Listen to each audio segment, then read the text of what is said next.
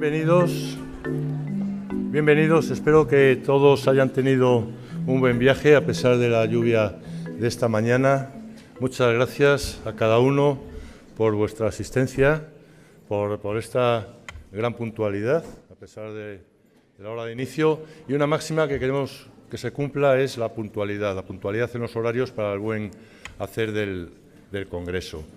Como después será el acto de inauguración, solo es dar la bienvenida a todos los asistentes, el agradecimiento y saludar a los miembros de la mesa primera que van a comenzar ya a dar contenido al Congreso.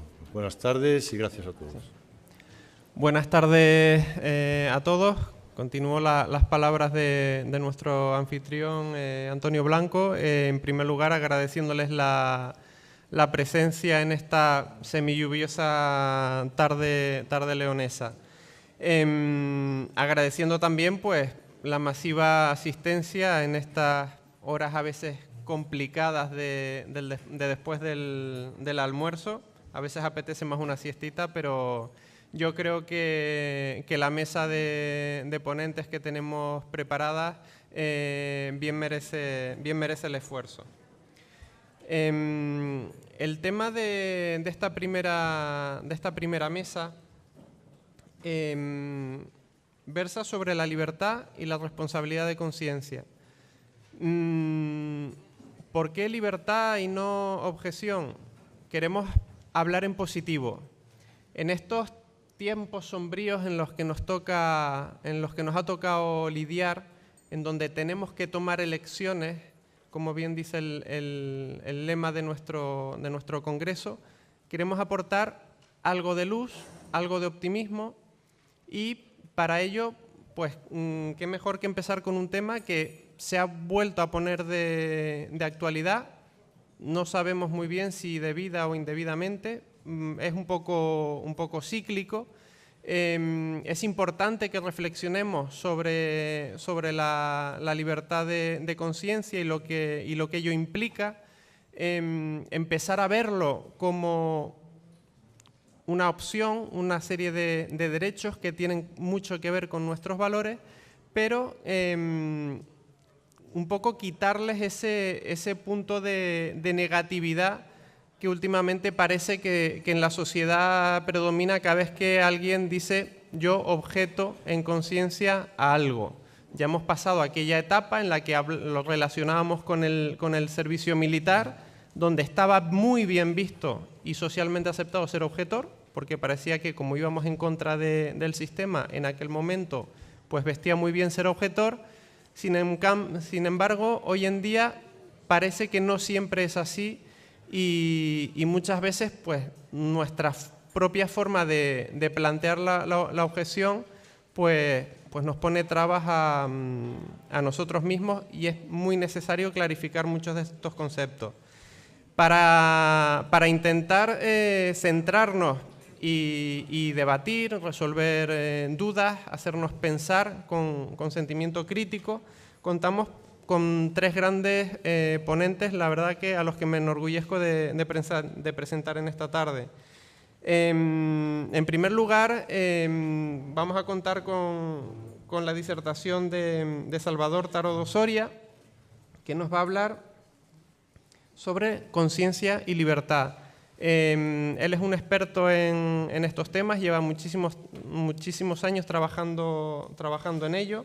Él es profesor titular de Derecho Eclesiástico del Estado aquí en la Universidad de León, licenciado en Derecho, licenciado en Filosofía, doctor en Derecho, infinidad de líneas de investigación abiertas, ha participado en todo tipo de proyectos, es todo un experto en esto de enseñarnos y de aportar su granito de arena a que los demás vayamos aprendiendo. Y en líneas generales pues nos va a ayudarnos a situarnos en lo que es la parte definitoria, el encuadramiento constitucional que tiene el derecho de la objeción de conciencia y nos va un poco a ayudar a situarnos. Es fundamental en todo tema partir de la base, ponernos de acuerdo en las definiciones, no empezar un debate sin todos tener claro de qué estamos hablando y de que estamos hablando de lo mismo, sobre todo en conceptos tan polisémicos y con tantos sentidos como es el de la objeción de conciencia. A continuación, el profesor José Antonio Seoane Rodríguez, que es profesor titular de Filosofía del Derecho en la Universidad de A Coruña, va a dar un enfoque más práctico sobre la objeción responsable. Cada uno irá aportando su punto de partida teórico, siempre buscando dar un toque práctico que nos ayude a entender nuestro día a día como sanitarios, como estudiosos de la bioética. También tiene gran experiencia docente, es profesor titular de Filosofía del Derecho en la Universidad de A Coruña. También es doctor en Derecho, como el resto de los compañeros de mesa, y también pues, ha hecho pues, varias estancias en el extranjero, en la Universidad de Cole, Oxford, ha estado bastante por Alemania y también, igual que el resto de compañeros, pues, un experto en diversos congresos, seminarios y autor de muchísimas publicaciones, y también con el plus que le aporta el haber sido durante tantos años miembros del Comité de Ética Asistencial. Y por último, pues la doctora Ana María Marcos del Cano, a la que la verdad es que tengo un afecto particular, puesto que me inicié en esto de la bioética con ella hace ya bastantes años. Ella va a acabar hablando sobre la objeción de conciencia y un enfoque práctico hacia lo que son las instrucciones previas, en el seno de un proyecto de investigación que lleva varios años liderando. Ana Marcos también es licenciada en Derecho por la Facultad de Derecho de la Universidad de León, leonesa, hace un poco de anfitriona. Doctora en Derecho por la Facultad de Derecho de la UNED, donde obtuvo el premio extraordinario de doctorado. Universidad de la que es profesora titular de Filosofía del Derecho desde el 2001 y donde, aparte de su labor docente, ha ido compaginando pues, con diversos cargos orgánicos dentro de la universidad, desde vicedecana hasta el cargo que ha ocupado hasta principios de verano en la Secretaría General de la universidad. También, pues bueno, con amplia experiencia internacional y docente. Vamos, sé que les van a deleitar pues, con una apasionante tarde de bioética. Sin más, les voy a ceder la palabra a ellos, que son los protagonistas. Les ruego que vayan, a medida que ellos vayan interviniendo, pensando en las preguntas que quieren ir haciendo, para que en cuanto acabe su intervención empezar a hacer un turno de preguntas lo más ágil posible. Así que sin más cedo la palabra al doctor Salvador Taro Soria, que nos va a hablar sobre conciencia y libertad. Gracias.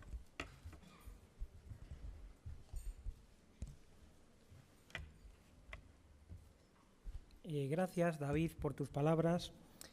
Yo quiero comenzar agradeciendo al comité organizador de la Asociación de Bioética Fundamental y Clínica y en particular a don Antonio Blanco Mercadé la oportunidad que me brinda de estar aquí hoy con todos ustedes, compartiendo estas reflexiones. Para mí es un honor por varios motivos. En primer lugar, muchos de los ponentes son para mí referentes desde que me he dedicado a esta materia de la bioética, e incluso alguno de ellos debo probablemente parte de mi interés por los asuntos de bioética y de filosofía en general, ¿no? Alguna de ellas, habría que decir, me refiero a Adela Cortina, detrás de la que yo he llegado a peregrinar, ¿no? para escucharla. Espero que algo se me haya quedado. Siempre que he asistido a este tipo de eventos, sobre todo con profesionales de la sanidad, yo he aprendido mucho, también por eso tenía mucho interés, mucha ilusión en participar. porque cuando uno piensa, muchas veces piensa las cosas en papel, analiza las diferentes opciones de interpretación de la norma, pero realmente es cuando se encuentra con estos profesionales que le plantean los problemas que tienen, cuando se tiene que enfrentar a ellos y aprender. Además, también lo poco que conozco de la asociación que me han hecho llegar, sé que se trata de una asociación cuyos miembros, muchos de ustedes, tienen inquietudes interdisciplinares. Este es un terreno, el de la interdisciplinariedad, que resulta especialmente enriquecedor, creo que para todos y desde luego para mí. El tema que me han asignado para mi intervención se titula Conciencia y libertad. Casi nada. Cualquiera que se enfrentase ante este binomio podría comenzar diciendo lo que decía Protágoras de la existencia de los dioses, que la oscuridad del asunto y la brevedad de la vida humana me impiden decir gran cosa sobre ello.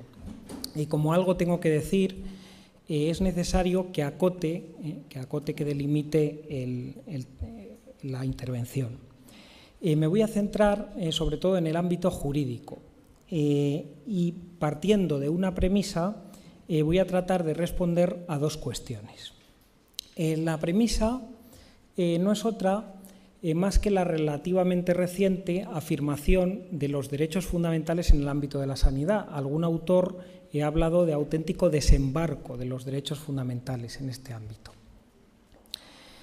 Una vez que se ha producido este relativamente reciente desembarco, el Tribunal Constitucional, en las sentencias que ha analizado sobre cuestiones que le llegaban sobre alguno de estos derechos, intimidad, información, derecho a decidir, los vinculaba o los ha tratado de vincular a alguno de los derechos que ya existían en la Constitución, por un tema técnico en el que no voy a entrar, ¿no? España, la Constitución no tiene una cláusula abierta, a diferencia de otros países, que permite incorporar per se nuevos derechos fundamentales y es necesario conectarlos al contenido de los que ya están explicitados.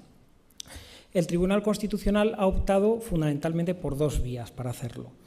Vincularlo con el derecho a la integridad física y moral del artículo 15 y vincularlo con el derecho de libertad de conciencia del artículo 16.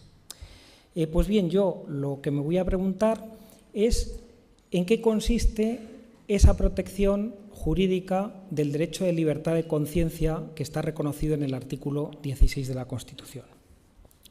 Lo voy a hacer de forma asistemática y sin ningún afán de completud. Simplemente me voy a centrar en 6 rasgos de qué significa, que nos pueden dar una idea de qué significa proteger la conciencia de la gente.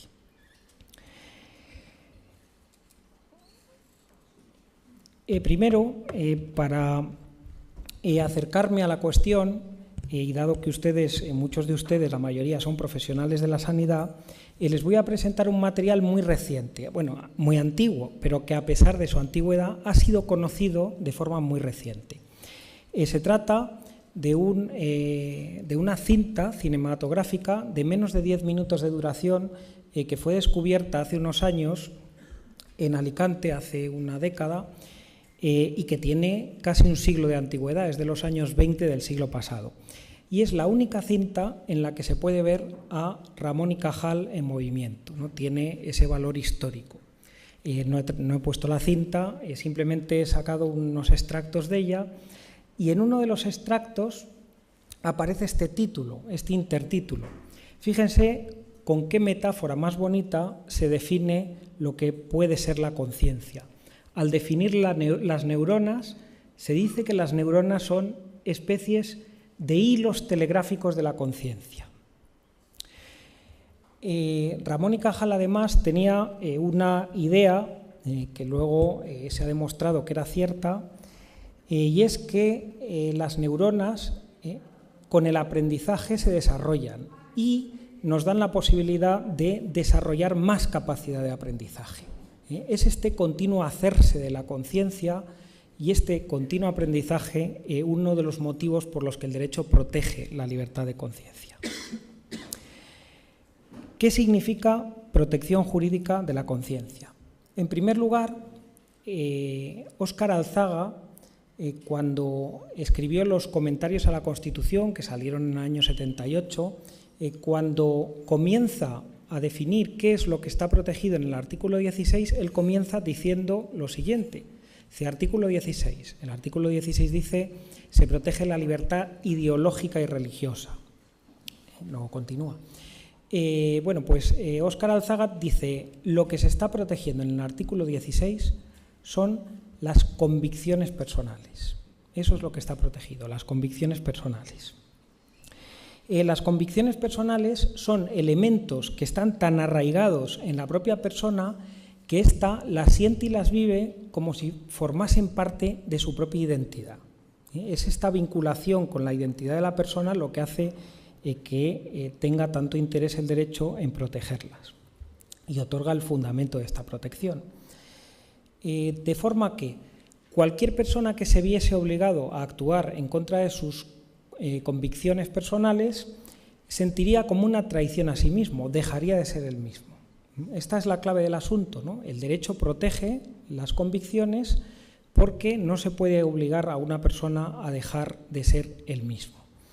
Hay unos textos de Aristóteles que son muy enriquecedores al respecto. En la Ética Nicómaco, cuando sitúa la autoestima en el centro de su teoría de la amistad, dice que todos los sentimientos amorosos provienen de uno mismo y después se extienden a los demás. Es decir, que la autoestima es la fuente de la amistad. Esa autoestima que Aristóteles define como estar de acuerdo con uno mismo. Ese estar de acuerdo con uno mismo es no entrar en contradicción con las propias convicciones. Y un poquito más adelante, en la Ética Nicómaco, dice Aristóteles una frase que a mí me parece preciosa, que es: nadie escogería llegar a ser otro y tenerlo todo. Es decir, que podemos ser ambiciosos, egoístas y querer tenerlo todo, pero nadie estaría dispuesto a eso si el precio a pagar fuese el dejar de ser uno mismo, ¿no? Esa es la importancia que tiene la protección de estas convicciones. La razón, por tanto, de la protección de la conciencia es su vinculación con las convicciones y de esta con la identidad, que es la fuente de la autoestima y de la dignidad de la persona. El Tribunal Constitucional ha vinculado la dignidad de la persona, al definirla como autodeterminación consciente y responsable de la propia vida, y que lleva consigo la pretensión al respeto por parte de los demás. Vamos con el segundo de los elementos, ¿no? Primero, se protegen las convicciones personales, en el artículo 16. Segundo, esa identidad con la que están vinculadas las convicciones y la razón última de esa protección de las convicciones, no se trata de una identidad cerrada, que esté hipostatizada, sino que se trata de una identidad abierta. Lo que se protege en el artículo 16 no son los dogmatismos o los fundamentalismos. No se trata de que una persona tenga convicciones y se tenga que proteger a toda costa, ¿no? Sino que lo que muchas veces protege el derecho es una visión dinámica de las convicciones. Es decir, protege las que una persona tiene porque no puede dejar de tenerlas, pero al mismo tiempo trata de proteger las condiciones de libertad para que la persona pueda elegir y tenga a su alcance diferentes convicciones para que pueda cambiarlas. Las convicciones cambian. En épocas de la vida tenemos unas convicciones, vamos evolucionando y las que antes eran convicciones dejan de serlo para pasar a ser otras. Y hay una frase muy bonita, en este caso dos fragmentos, de Stuart Mill, que dicen, fíjense lo siguiente, qué bonitos son, ¿no? Dice, el hábito sostenido de corregir y completar la propia opinión mediante la práctica, de compararla con las de otras personas, lejos de producir dudas y vacilaciones a la hora de ponerla en práctica, es el único principio sólido para mostrar sólida confianza en ellas. Por poco dispuesta que se haya una persona a admitir la posibilidad de que sus opiniones más arraigadas puedan ser falsas, debería tener en consideración que por muy verdaderas que éstas sean, si no han sido discutidas en su totalidad tantas veces como haya hecho falta con toda libertad, habremos de considerarlas como dogmas muertos y no como verdades vivas. Es decir, las convicciones, aunque en cada momento de nuestra vida sean irrenunciables, tenemos que someterlas a la intersubjetividad. El tercero de los elementos a los que me voy a referir en este empeño, ¿no?, por tratar de acercarnos un poco a qué es lo que protege el ordenamiento jurídico cuando protege las convicciones personales, es un binomio que se establece entre protección de la pertenencia y protección de la libertad. Y aquí nos encontramos, a mi juicio, con una doble dimensión que es inherente a la condición humana.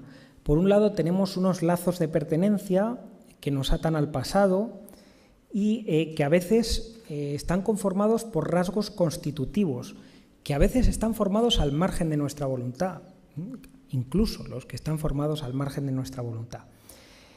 Y por otro lado, tenemos ante nosotros un horizonte de posibilidades abierto frente al que elegimos. Bueno, esto está representado muy bien en las esculturas bifrontes, ¿no? Aquí tenemos una imagen, la clásica, del dios Jano, el dios romano con las dos caras, una de ellas que mira hacia el pasado y otra que está mirando hacia el futuro. Una al pasado que condiciona lo que somos y otra al futuro que suele estar ligado al conocimiento. Aquí en León tenemos una imagen muy bonita también de este tipo, bifronte, que es el mes de enero. En el mes de enero del calendario agrícola de San Isidoro aparece el agricultor con doble cara, una mirando al pasado, al año que acaba de terminar, y otra mirando al futuro, al año que empieza. Y además aparece con dos puertas, ¿no?, también simbología de esta realidad bifronti. También aparece esta idea, por ejemplo, en más mitos, ¿no?, en el mito de Prometeo, también está relacionado con esto, ¿no? Prometeo y Epimeteo. Epimeteo literalmente es el que mira hacia atrás y Prometeo el que mira hacia adelante, ¿no? Epimeteo vinculado a las virtudes naturales y Prometeo vinculado a las virtudes técnicas, al fuego. Además, aparece, como vemos en esta simbología, que también estos dioses bifrontes están asociados o vinculados a las puertas, ¿no? Había un dios romano también que se llama Limen, que es el que protege los hogares o las puertas, ¿no? De ahí también, por ejemplo, yo recuerdo en una conferencia haber escuchado a Emilio Lledó, que es donde se encuentra la etimología de la palabra sublime, ¿no? Sublime es lo que está debajo de la puerta, porque debajo de la puerta nos encontramos ante una realidad que es el hogar, el oikos, y una realidad desconocida que es incierta, que es nuestra comunicación con ese mundo público, ¿no?, con los demás. Dentro del hogar nos encontraríamos también con esto que los estoicos llaman la okeiosis, que es un proceso de apropiación de uno mismo, y fuera de esa puerta nos encontramos con esa incertidumbre de ir sometiendo esa apropiación de uno mismo a la realidad plural, ¿no?, y al mundo en el que nos relacionamos con los demás. En definitivas cuentas, vemos cómo aquí hay una doble realidad, ¿no?, una dualidad dentro de una unidad, ¿no?, que es lo que trata de reflejar siempre estas simbologías de dobles caras, frente a la que el ordenamiento jurídico tiene que responder. ¿Y cómo responde el ordenamiento jurídico? Bueno, pues responde de la siguiente manera: responde protegiendo lo que somos, protegiendo las convicciones, los rasgos constitutivos, incluso aunque se hayan formado al margen de nuestra voluntad. Y existe una razón para protegerlo, y es que no podemos renunciar a lo que somos en cada momento de nuestra existencia. Y al mismo tiempo, el ordenamiento jurídico, proyectándolo hacia esa libertad de opción, tiene que proteger sobre todo el pluralismo social y cultural, porque solo cuando tenemos a nuestro alcance diferentes formas de vida, diferentes creencias, diferentes ideas, somos capaces de elegir cuáles de entre ellas son nuestras propias convicciones y someter esas convicciones propias a una crítica. En cuarto lugar, bueno, me parece importante una cosa. Vinculado a esto estaría, por ejemplo, vinculado a esa protección de los rasgos constitutivos de lo que somos, estaría algo que ha aparecido recientemente en la discusión de filosofía práctica, ¿no?, del mundo del derecho y de la ética también, que es las denominadas cláusulas de ajuste, ¿no? Hay un libro de Taylor que se titula, un título muy vinculado a todo esto que estamos hablando, Laicidad y libertad de conciencia, en el cual Taylor habla de las cláusulas de ajuste. ¿Qué son estas cláusulas de ajuste? Pues son excepciones que la sociedad se da a la generalidad de una norma por motivos de conciencia. Bueno, pues estas excepciones, que muchas veces tras ellas se ampara en rasgos constitutivos de individuos o de grupos también, tienen su razón de ser, su protección en esta protección de lo que somos y no podemos dejar de ser, ¿no? De ese pasado que nos constituye, aunque podamos ir evolucionando e ir cambiándolo. En cuarto lugar,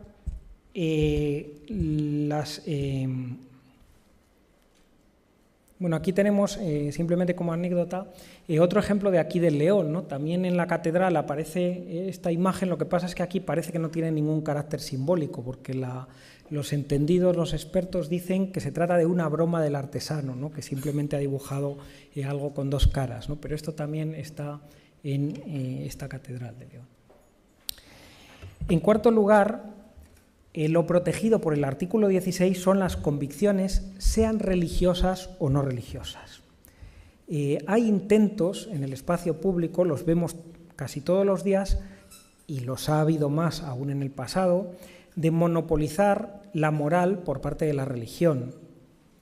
En el ámbito sanitario es uno de los sectores del ordenamiento jurídico en el que está más claro que lo protegido, las opciones personales que se protegen con independencia de que las creencias que soporten esas convicciones sean religiosas o no. Sin embargo, esto que a mí me parece tan claro, ¿no? No debe de estar tan claro, ¿no? Yo, por ejemplo, les puedo contar la anécdota de hace unos años, no muchos, 2006, 2007, estando en una conferencia. En una mesa redonda había un presidente de un comité de bioética de un hospital y él manifestaba lo siguiente, decía, bueno, cuando a mí me llega una persona y me propone el rechazo de un tratamiento que creo que es irrazonable, que no es racional, lo que hago es primero analizar si esa persona lo que está diciendo tiene soporte en una creencia religiosa o no. Si es una creencia religiosa, de alguna religión conocida y que sea más o menos admisible y extendido, pues digo, bueno, pues es algo serio que efectivamente tiene que estar protegido. Mientras que cuando viene alguien que no tiene ese tipo de soportes, pues entiendo que la decisión es más un capricho, ¿no? Algo realmente llamativo. La protección, por tanto, que proporciona el artículo 16 no quiere decir que se proteja menos lo religioso. Las creencias religiosas se protegen exactamente igual. Lo que pasa es que no se protegen por su carácter de ser creencias religiosas, sino que se protegen por lo que hemos indicado antes, por su vinculación con las convicciones personales y de estas con la identidad y la integridad de la propia persona. Pero es esa la razón por la que se protegen todas, sean creencias religiosas o no. Finalmente, otro de los elementos a los que me quería referir es una evolución que ha habido desde la racionalidad de la decisión, de medir la racionalidad de la decisión, a medir lo que se denomina racionalidad procedimental, los procedimientos. Puede que tenga su origen en una sentencia muy famosa de Estados Unidos, que es el caso de la señora Kandura, que tuvo lugar en el año 1978.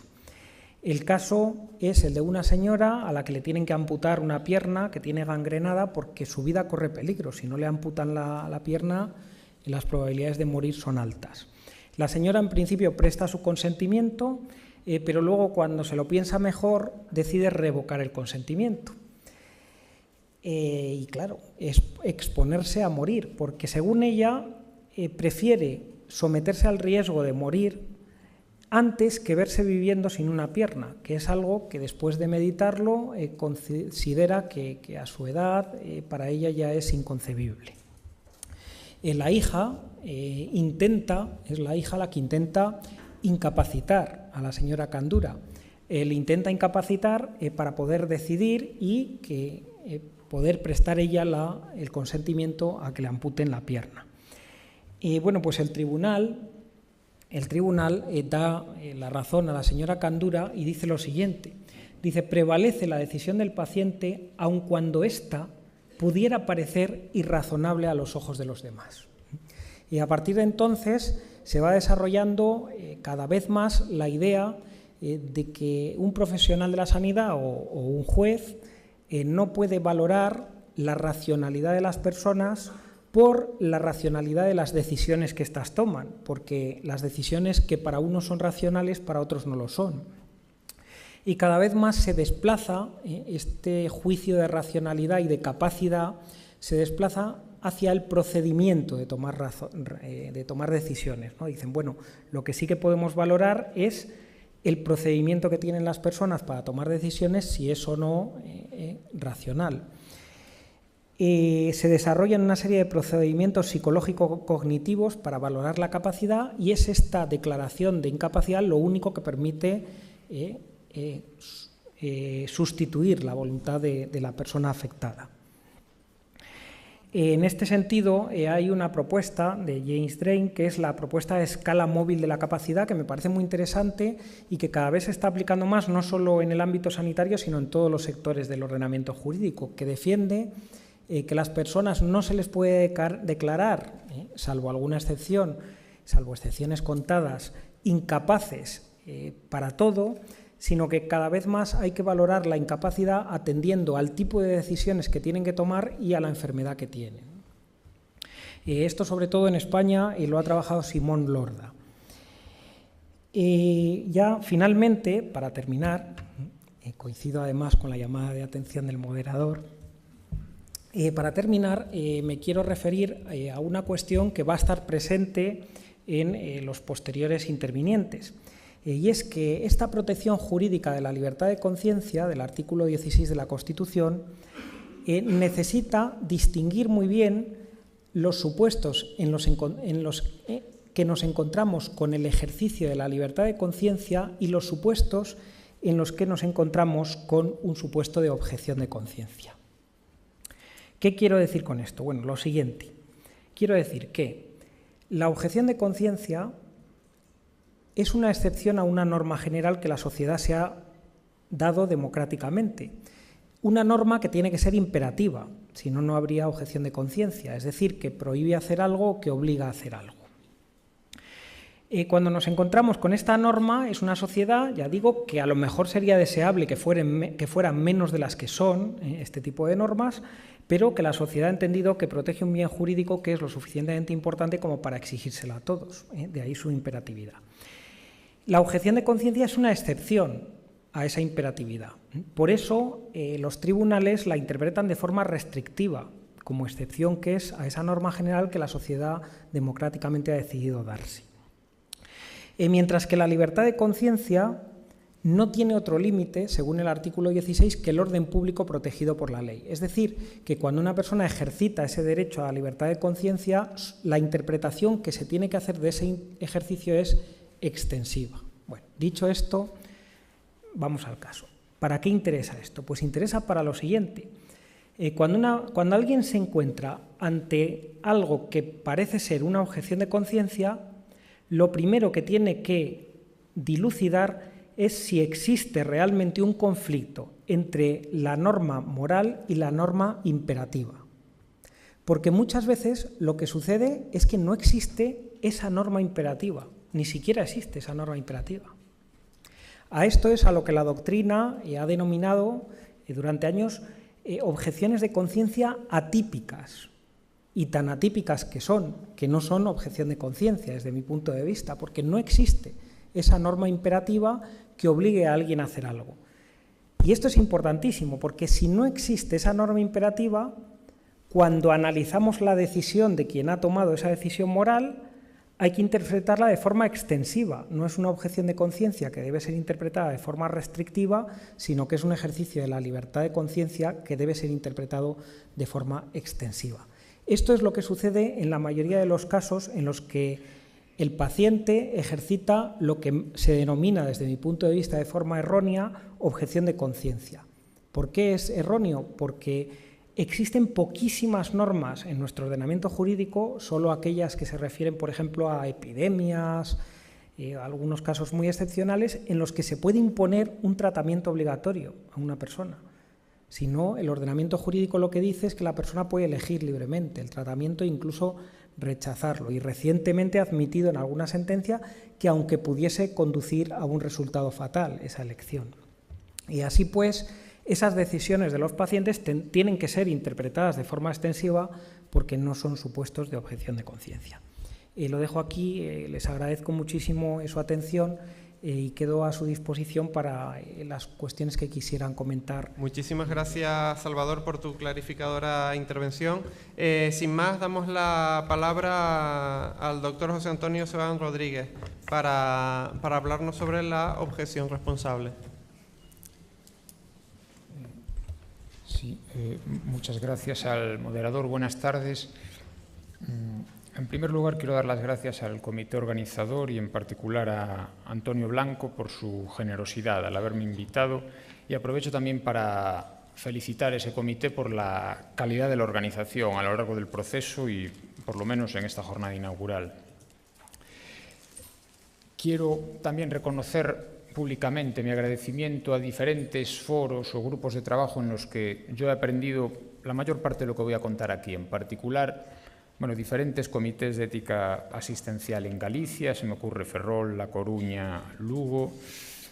En particular, y yo creo que por encima de todo, un grupo formidable de trabajo en la Fundación de Ciencias de la Salud, coordinado, dirigido por Diego Gracia y Juan José Rodríguez Sendín, que dio como fruto una guía de ética en la práctica médica sobre estos temas hace unos años y que cimentó en buena medida mi posición sobre esto. Y finalmente, en años posteriores, una colaboración prolongada con Azucena Couceiro sobre estos temas son las fuentes principales de los argumentos que voy a contar aquí. Y si me permiten, quiero una última mención de agradecimiento, un agradecimiento in memoriam a Rosalía Mera y a la Fundación Paideia Galicia, porque también mi conocimiento de bioética le debe mucho y creo que a buena parte de los miembros de esta asociación. Simplemente quería hacer público ese agradecimiento. Y vamos ya al tema de la objeción responsable.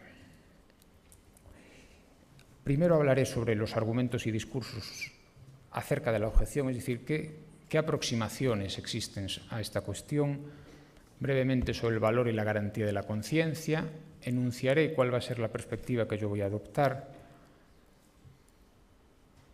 apuntaré un concepto y algunos elementos de la objeción de conciencia, intentaré describir en qué consiste la objeción responsable al hilo de sus tres personajes o tres perspectivas principales y recapitularé y enunciaré unas conclusiones.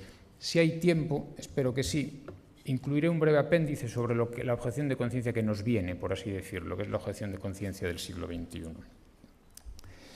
Los argumentos y discursos de la objeción de conciencia, a mi entender, se pueden reconducir a dos grandes vías, argumentos retóricos y argumentos propiamente dicho, o dos estrategias discursivas, la retórica y la argumentación. Las estrategias o discursos o géneros retóricos pretenden la persuasión de los destinatarios, del auditorio, juegan con las emociones hasta el punto de convertir en pura emotividad sus argumentos. Y yo destacaría dos vías. La vía épica, es decir, el objetor se presenta como un héroe o como un resistente, empleando además un lenguaje agonista que incluye dificultad y padecimientos frente a la sociedad que no le permite manifestar su conciencia o defender su conciencia. Y el otro gran discurso retórico es el discurso de la tragedia. El objetor en este caso no es un héroe, sino un ser desgraciado y maltratado por el resto de la sociedad. Es la sociedad contra él. También emplea un lenguaje abonado al conflicto, un lenguaje hiperbólico. Me parece que esta no es la vía. La vía es, en rigor, la argumentación. Y la argumentación tiene como finalidad el empleo de argumentos racionales, la delimitación conceptual clara, la determinación clara de los hechos para luego construir los conceptos, la precisión terminológica, la claridad conceptual. Ese es el objetivo. Fíjense, nuestro autor de cabecera del Congreso, Bertolt Brecht, no en la lírica, sino en sus piezas didácticas, las historias del señor Coina. ¿Qué hace usted cuando ama a una persona? Le preguntan y dice, hago un esbozo de ella, tratando de que se le parezca. ¿Quién? ¿El esbozo? No, la persona. Es decir, lo que hace este sujeto es construir la realidad a su antojo, y esto es lo que hacen los objetores retóricos, por así decirlo. Enuncian su concepto de objeción y quieren ajustar la realidad a su forma de entenderla. Mi objetivo es el contrario, descender a los hechos y procurar delimitar claramente su significado para luego conocer los valores y los deberes derivados de esos hechos. Habrá algunos lugares comunes, incluso habrá repeticiones, en algunos casos iré algo más rápido. Bueno, la objeción de conciencia es un fenómeno moderno, indiscutiblemente. Es un fenómeno que corresponde a las sociedades plurales axiológicamente y solo si existe libertad de conciencia tiene sentido planteársela.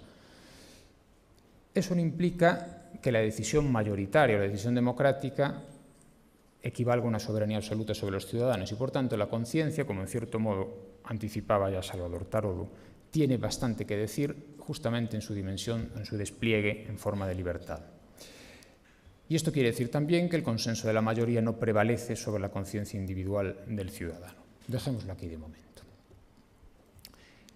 Teniendo esto presente, habría diferentes modos de organizar la sociedad para proteger la conciencia o para responder a la protección de la conciencia. En la columna de la izquierda aparecen los modos de protección no deseables. En la columna de la derecha estaría el modo de protección socialmente responsable, me parece. Los modos no deseables son modos extremos. En un caso se encumbra la conciencia, que prevalece siempre, y esto implica la demolición de las leyes democráticas y el riesgo de anarquía, o el sistema, este es el llamado sistema de protección unilateral, o el sistema de protección de separación estricta, donde la conciencia no prevalece nunca. Y aquí lo que se consigue es, sobrevive la sociedad, pero se anula el ciudadano, se anula el individuo. Una vía intermedia puede ser lo que se llama sistema de protección bilateral, donde se respeta el libre ejercicio de la conciencia, pero se establecen límites. La conciencia puede prevalecer en ocasiones y con una ponderación ad casum, con una deliberación en cada caso concreto, se puede determinar si prevalece o no. Y esto exige lo que antes decía Salvador en las palabras de Charles Taylor y Jocelyn McClure, los ajustes recíprocos o los acomodamientos razonables o los resultados de la ponderación, no otra cosa. Bueno, me parece que la mejor forma de entender la objeción de conciencia sanitaria es desde dos perspectivas, o una perspectiva que se despliega en estas dos notas. Primero, analizarlo desde la relación clínica, es decir, no desde los valores, normas, derechos, deberes, sino desde el conjunto o la práctica social donde habitan y funcionan esos elementos normativos, que es la relación clínica a nuestros efectos. Y en segundo lugar, entender que la objeción de conciencia es un conflicto práctico. Y en ese sentido que comparece, por así decirlo, en el dominio de la acción, en la actuación de los sujetos. Puede haber antes un conflicto en el orden de los valores, puede haber antes un conflicto en el orden de los derechos que se reconocen o de las normas, pero al final es en los cursos de acción, en la actuación, donde se va a dirimir si tiene sentido o no la objeción de conciencia. ¿Y qué es la objeción de conciencia? Bueno, una definición que nos puede valer sería esta: la negativa o el rechazo del cumplimiento de un deber jurídico, habrá de ser así para que sea genuina objeción de conciencia, ineludible de naturaleza personal por razones de conciencia. Cabría una definición más extensa, obviamente, pero esta creo que puede valer. Significa actuar contra la ley, pero dentro del marco del derecho. Es una actuación jurídicamente admisible, pero en este sentido contraria a la ley actual. Y ya se ha dicho, es una manifestación de la libertad de conciencia. No es un derecho fundamental autónomo, pero sí una manifestación de un derecho fundamental que está en el artículo 16, que es la libertad ideológica, religiosa y de culto, bueno, libertad ideológica diríamos nosotros. Esto significa que es el resultado del ejercicio de la libertad de conciencia en una situación de conflicto. Un conflicto que, como decía, tiene varias dimensiones. Una dimensión axiológica, otra dimensión en el orden de los deberes, de los derechos, de las normas. Nunca un conflicto de intereses, sino que requiere entidades de rango mayor, pero al final se traduce, me parece, como un conflicto de deberes de actuación, de cursos de acción. ¿Y qué no es objeción de conciencia? Porque la delimitación más clara del concepto vendrá auxiliada por esta delimitación negativa. No es desobediencia civil, que sería la actitud pública y no violenta que infringe determinadas normas jurídicas con la finalidad de provocar un cambio legislativo o de orientación política. No es tampoco, empleando las denominaciones de esa guía de la objeción de conciencia a la que antes hacía mención, pseudo-objeción, que es aquella actuación de una persona que cree injustificada y erróneamente que está objetando cuando no lo hace, o la cripto-objeción, que es actuar como si se objetara, pero en realidad no objetar. Y sin detenerme en los caracteres, que nos llevaría, probablemente o exigiría otra intervención semejante, sí apunto ciertos elementos para entender lo que puede ser una objeción de conciencia responsable. En primer lugar, que existe un deber jurídico de cumplimiento obligatorio e ineludible para el profesional. La objeción de conciencia no permite la opción, sino que exige ese cumplimiento. La opción jurídica me refiero, si está la opción de obedecer o no obedecer ese deber, o cumplir o no cumplir ese deber. Incompatibilidad de ese mandato o deber jurídico con las genuinas convicciones morales del profesional. Convicciones morales y por tanto no intereses, y convicciones genuinas y por tanto no convicciones espurias o ocasionales. Inexistencia de una norma que resuelva el conflicto entre el deber jurídico y el deber de conciencia, porque la objeción no deja de ser una situación indeseable en la medida en que haya una respuesta previa que no conduzca a ella. Y finalmente la manifestación de la objeción por parte del profesional. Antes hablaba de la criptoobjeción, bueno, aquí tampoco podría mantenerse oculta esa cuestión. Y vamos a la objeción responsable.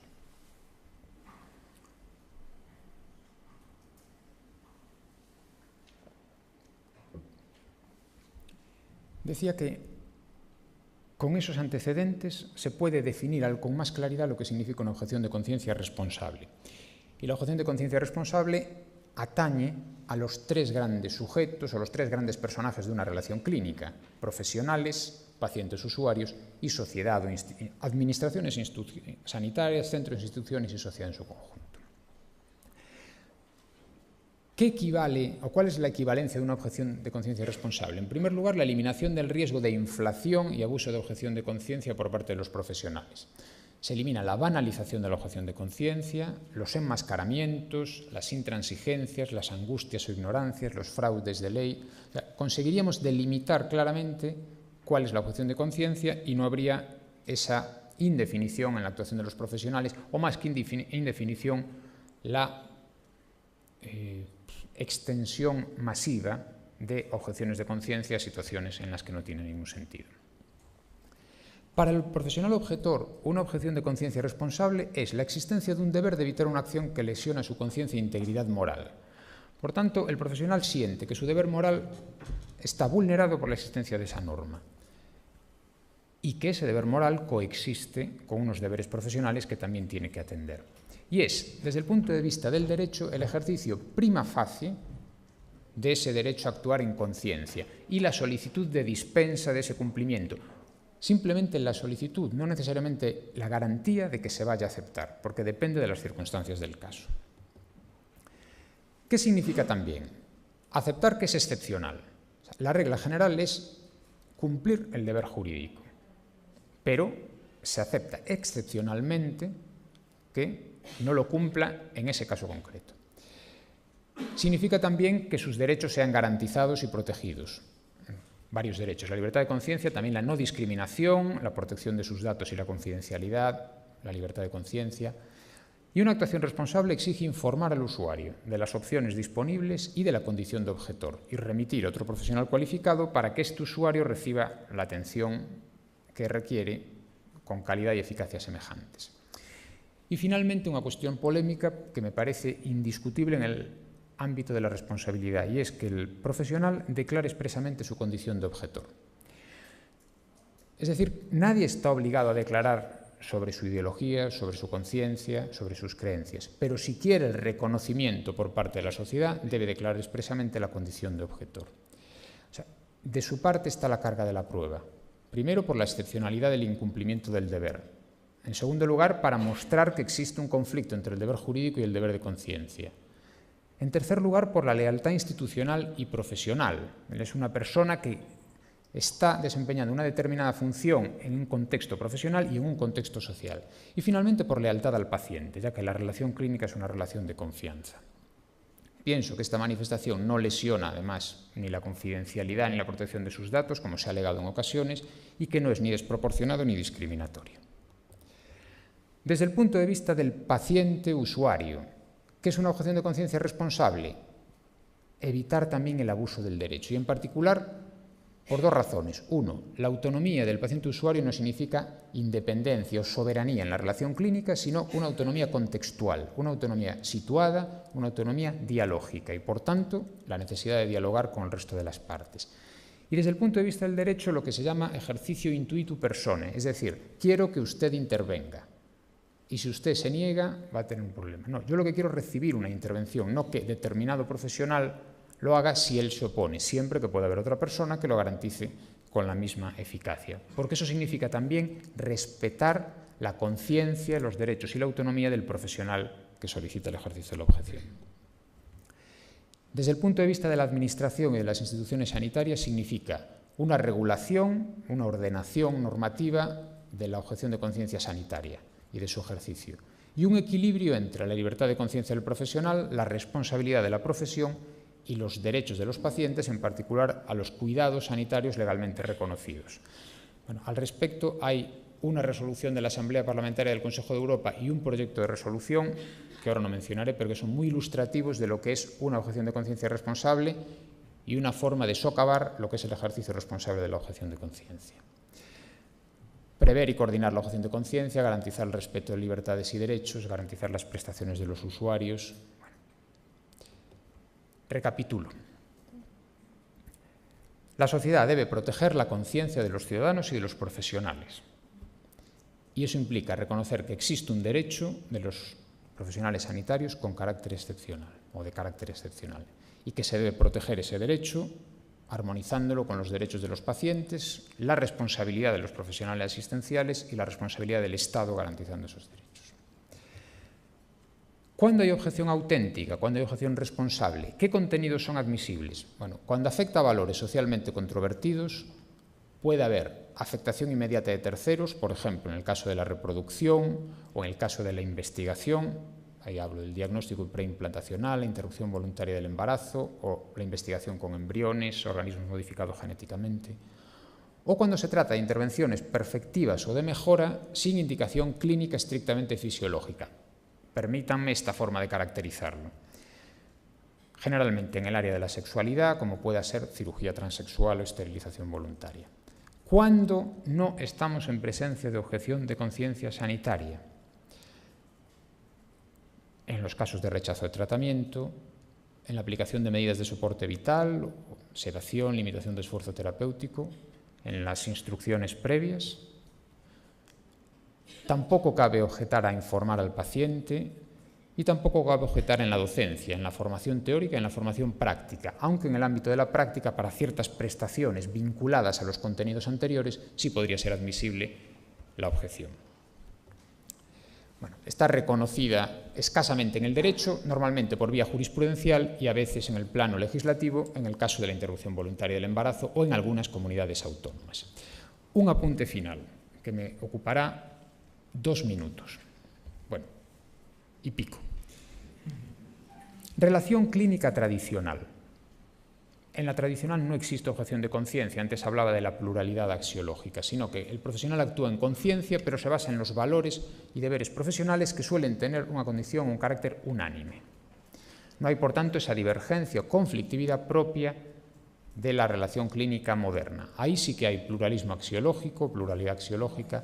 El paciente es un paciente autónomo y, por tanto, que hace valer, presenta su propia posición ante la atención sanitaria. La praxis clínica se vuelve más compleja desde el punto de vista tecnológico, aparecen nuevos escenarios y nuevos conceptos. Existe, por tanto, objeción de conciencia. Y existen valores y deberes profesionales que ya no se definen unánimemente ni se definen únicamente por los profesionales, sino que se definen por los profesionales y por la sociedad, y desde luego no por cada individuo. Y esto conduce a preguntarnos si podemos hablar de 2 generaciones de la objeción de conciencia. Y voy a osar a presentarlas así. A lo largo del siglo XX ya existe objeción de conciencia. Esa primera generación se ocuparía de situaciones en las que los profesionales tienen el deber de curar y cuidar, se permite, y respetar la autonomía del paciente. Hablemos de deberes más tradicionales. ¿Cuál es la finalidad de la objeción? Evitar un daño al propio profesional, un daño en la conciencia del profesional. Y normalmente los derechos afectados son los que podríamos llamar derechos civiles. No me gusta mucho la expresión de derechos de primera generación, pero así se denominan, derechos civiles y políticos, como la vida o la integridad. Ahora comienza a surgir una segunda generación de manifestaciones que se pretenden objeción de conciencia, podemos discutirlo, por eso hablo de objeción de conciencia en el siglo XXI. Aquí, el profesional, ya a finales del siglo XX, no tiene un único deber de cuidar o curar, sino también de administrar o gestionar equitativamente unos recursos. La finalidad de la objeción aquí no es solo evitar un daño a uno mismo, a la conciencia, incluso parece que la finalidad es evitar un daño a terceros, a la salud de terceros, y por tanto administrar los recursos de tal manera que esos terceros no sufran daño en ese derecho, en ese bien. Afecta a la salud y afecta a la asistencia sanitaria. No hablamos ya de derechos civiles o de primera generación, sino de derechos sociales, derechos económicos, sociales y culturales suele ser el enunciado más extenso, que son los llamados derechos de segunda generación, y afectan a cuestiones de justicia, y esta es una novedad. Si hablásemos en términos de principios, diríamos que en la primera generación nos preocupa la no maleficencia y la beneficencia, si se quiere, la autonomía siempre presente, obviamente, mientras que ahora comparece el cuarto principio, que es el principio de justicia. Y ya está.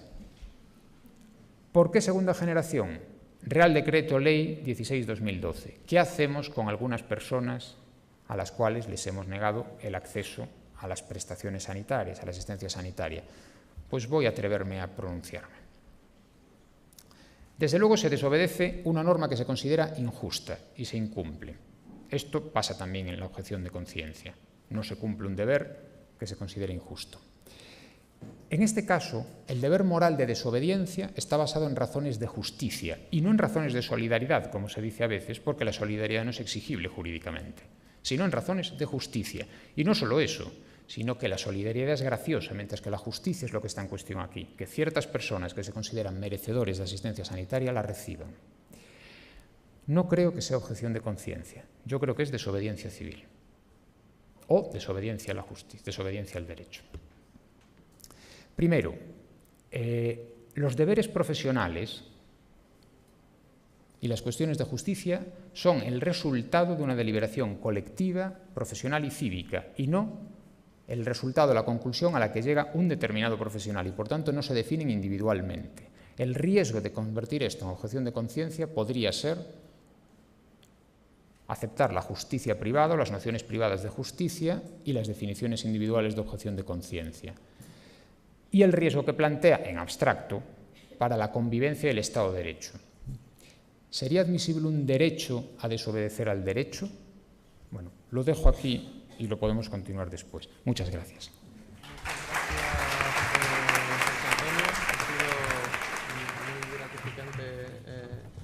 Escucharte, porque la verdad es que nos están dando muchas ideas para debatir después de la intervención de la doctora Ana María Marcos del Cano, que es quien va a tomar ahora la palabra para concluir con el turno de ponencia, con el título de Objeción de conciencia en las instrucciones previas. Tienes la palabra.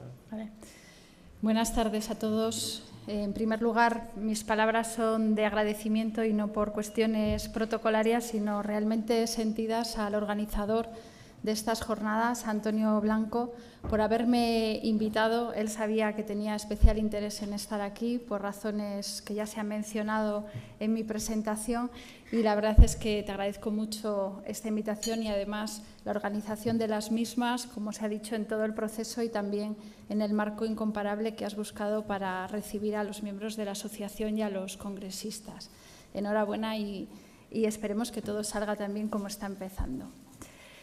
Bien, el tema que me trae aquí hoy, la objeción de conciencia y las instrucciones previas, es un tema que ya se ha hablado mucho. El riesgo, la suerte o el problema de hablar la última es que muchas de las cuestiones ya se han dicho, pero sí que es verdad que la labor previa del moderador nos hizo a cada uno de nosotros enviarle unas líneas básicas de lo que íbamos a hablar para intentar, en la medida de lo posible, no repetirnos. Aún así, pues habrá cuestiones que se repitan y algunas cuestiones también que difieran de lo que se ha dicho anteriormente. Cuando me propusieron el tema de la objeción de conciencia en las instrucciones previas, estamos un grupo de 9 profesionales de distintos ámbitos de la medicina, por supuesto, con Koldo Martínez también en el proyecto. Estamos investigando desde hace 2-3 años ya la cuestión de las instrucciones previas, voluntades anticipadas, testamento vital. La objeción de conciencia no habíamos todavía trabajado sobre ella y me pareció un momento, una oportunidad, reflexionar acerca de la misma en el caso del testamento vital o instrucciones previas. Tengo que decir también que desde que empecé el tema de la bioética, la filosofía en general, pues también tengo que dar las gracias a personas que se encuentran aquí hoy escuchándome y que para mí pues han sido referentes, como Adela Cortina, que recuerdo que la escuché aquí por primera vez en León en 1991 en unas jornadas sobre ética civil y ya ahí enganché con mi pasión por la filosofía, que todavía no se ha materializado del todo, pero que espero que en este tiempo que empiezo ahora se pueda materializar. Y también, como no, pues el profesor Diego Gracia, cuyo libro Fundamentos de Bioética ha sido un referente para todos nosotros y también para nuestros estudiantes y alumnos en los distintos cursos y másteres. Bien, quisiera comenzar con unas reflexiones preliminares. Se ha hablado mucho ya acerca de la conciencia, de la libertad y de la responsabilidad. Para mí también el lema de este congreso, el arte de elegir en los tiempos sombríos, pues también me hacía pensar. Estamos hablando prácticamente en todas las ponencias sobre la libertad, sobre la conciencia, sobre la responsabilidad, pero realmente el crear la conciencia, el saber qué elegir, el ser responsable en esa elección es todo un arte porque realmente en los tiempos sombríos que vivimos y en la época de incertidumbre que vivimos, en la que prácticamente las referencias están cambiándose continuamente o están desmoronándose, realmente es difícil. Para mí la gran pregunta sería cómo creamos esa conciencia, cómo decidimos, y no ya desde unos parámetros, como voy a indicar aquí, jurídicos, éticos, sino cómo conformamos una nueva conciencia que siento que es en el periodo en el que nos encontramos actualmente. La conciencia, su configuración, y permítanme pedir perdón a todos porque cuando uno habla en bioética, al ser interdisciplinar, se introducen campos que no son los propios específicos y quizás también pues haya errores en la precisión en el lenguaje, etcétera, y vaya por delante ya mis disculpas. La conciencia, su configuración está muy mediatizada por la cultura, por la filosofía, por la historia. No cabe duda de que su contenido es histórico. Cada época ha dado un significado y actualmente es un concepto interdisciplinar. Como vamos a ver en la conferencia de la Cortina, que nos va a hablar de neuroética, hoy en día uno de los problemas de investigación que todos ustedes sabrán es el cerebro, es la conciencia. ¿Qué es la conciencia desde el punto de vista de las neurociencias? Pues bien, todo esto hace que el concepto de conciencia cambie a lo largo de la historia. Por eso quería hacer unas reflexiones preliminares acerca de cómo esto influye. El contexto, el pluralismo social, cultural y político, la objeción de conciencia también como concepto jurídico y también ya el personal sanitario y en concreto en las instrucciones previas. ¿Qué es la conciencia? Pues bien, la conciencia, si me permiten hacer una especie de repaso, unas pinceladas muy, muy breves sobre qué se entendía por conciencia. Por ejemplo, si nosotros nos acercamos a la Biblia nunca hablaba de conciencia, es decir, era un término que se desconocía. La noción que se expresaba la asimilaba al corazón, la asimilaba a la interioridad constitutiva del propio hombre, de la propia persona, donde la palabra de Dios llegaba como un juicio. Es decir, la conciencia se asimila al corazón. En la ética, es un concepto moral, Es la facultad humana para decidir acciones y decidir hacerse responsable de las consecuencias de acuerdo con una concepción previa que es ya acerca del bien y del mal. ¿De dónde viene esa concepción previa del bien y del mal? ¿Desde dónde surge la fuente que va a crear esa conciencia para distinguir el bien y el mal? Es otra cuestión importante. En la psicología humana se habla de conciencia, por supuesto, cómo el sujeto humano se percibe a sí mismo, también por oposición al inconsciente. Todo lo que percibimos es el consciente. Desde el punto de la filosofía, la percepción de la propia existencia, cómo se percibe la propia persona. En Grecia, por ejemplo, se ha hablado aquí antes en el tema de la contraposición que hay siempre entre la sociedad y el individuo. En Grecia el valor del individuo era mínimo, el valor estaba en la comunidad, el individuo valía en función de su pertenencia a esa comunidad. Pues bien, en Grecia no se habla de conciencia individual, se hablaba de alma, se hablaba de covisión, de interiorizar todo lo que nos sucede. ¿Qué ocurre? Damos un salto. Actualmente está todo cambiando. No solamente la crisis ha hecho que esté todo cambiando, sino también el contexto cultural global en el que nos encontramos, los movimientos migratorios, la globalización, que hace que todo esté a la mano, pero a la vez todo está distante. Se están conformando unas sociedades multiculturales y estoy segura que todos los que me están escuchando ahora mismo han tenido experiencias de este tipo.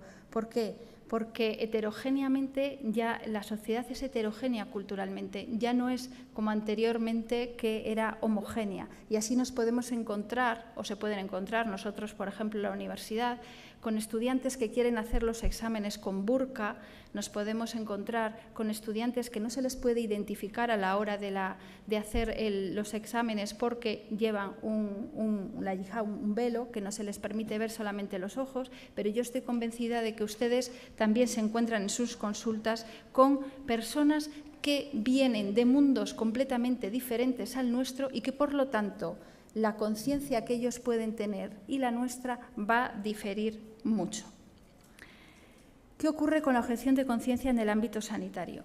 El primer problema que yo he visto al empezar a estudiar estas cuestiones, que me he valido sobre todo, pues es verdad, el magnífico trabajo que se ha hecho en Fundación Ciencias de la Salud con el director Diego Gracia aquí presente, la guía ética sobre objeción de conciencia, también el documento sobre objeción de conciencia del Instituto Borja de Bioética y también el último informe del Comité Nacional de Bioética sobre estas cuestiones. Pues el problema que nos encontramos es que no hay una regulación jurídica. Puede ser debido a que, efectivamente, como aquí ya se ha dicho, la objeción de conciencia es una excepción a la norma y una de las características básicas del derecho es que es general, por lo tanto, lo excepcional no lo regula. Puede ser esa la cuestión.